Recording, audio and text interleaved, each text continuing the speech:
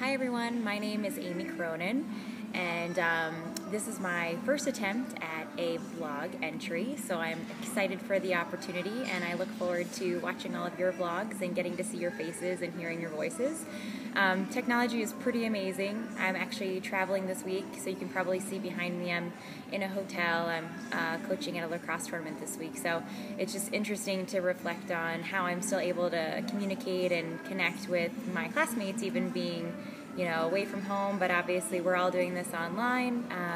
So it's just interesting kind of considering the talking point this week and thinking about how I'm making this video entry. So anyways, to answer the initial question, do I consider myself a digital native? Unfortunately, I would have to say at this point, no, I definitely do not consider myself to be a digital native.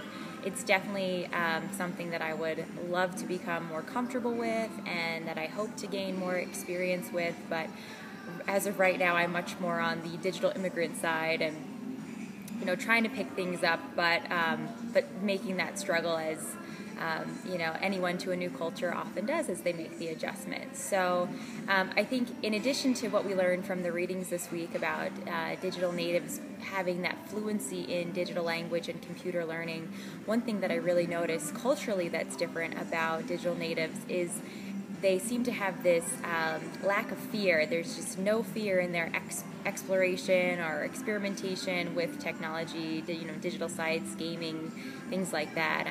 Very comfortable kind of going to a new site or going to a new game and playing around with it, or picking up a new device and just pressing buttons and having just this curiosity about them and this confidence to kind of figure it out as they go. And I would say that I'm much more of a person, unfortunately, with technology, that I feel like I need a little bit more hand-holding and a little bit more guidance. If there's something new that I'm learning, I need help, and I might go watch a YouTube video on how to do something with technology, or I might ask our tech guy at school to come and help me figure something out. But I definitely lean on those who have experience to kind of teach me and guide me how to use it and how to navigate.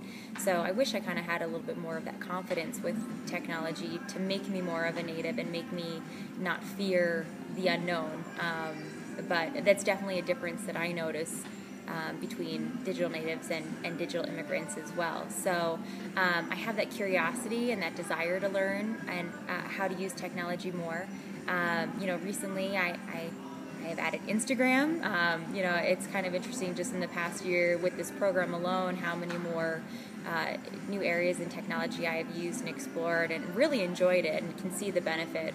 As a learner myself, I consider myself much more of a visual learner, so technology has been incredible for me, considering, like I said, I can go onto YouTube and search anything that I want to know how to do, and I can find a video and it can guide me through it.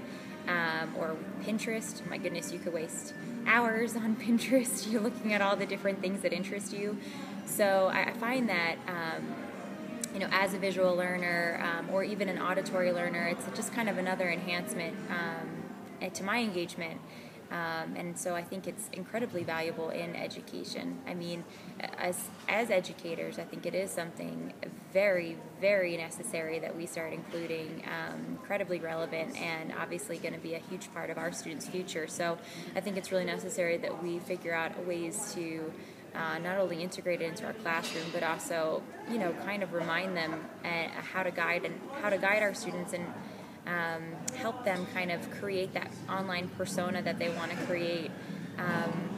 Personally, for me, I think one of the reasons why I have not dove into technology as much as I possibly could is I tend to be more of a private person, and so I think social media sites for me are a little bit intimidating because I'm not sure, I want to make sure there's privacy settings, and I'm guarded with the information I put out there about myself, and it seems a little scary, how much information is accessible through the internet. So I know for me personally, that's something that I consider for my students is how can I help them, teach them how to use technology safely.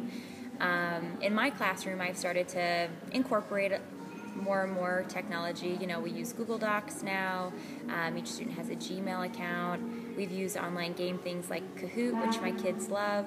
It's this online quiz site.